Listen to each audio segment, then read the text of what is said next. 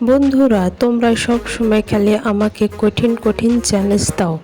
আজকে চ্যালেঞ্জ দিছো যে আমাকে একটা তীর ধনুক বানায় দেখাতে হবে। এই যে দেখো, আমি বেলুন দিয়ে তীর ধনুক বানানো শুরু করলাম। জানি না কতটুকু পারবো, তারপরেও তোমাদের জন্য একটু চেষ্টা করতেছি। এই যে দেখো, আমার তীর ধনুক বানানো প্রায় কমপ্লিট হয়ে গেছে। আমার ভিডিওটা ভালো লাগলে আমার চ্যানেলটি সাবস্ক্রাইব এবং লাইক করে পাশেই থাকবেন। তীর ধনুক বানানো কমপ্লিট।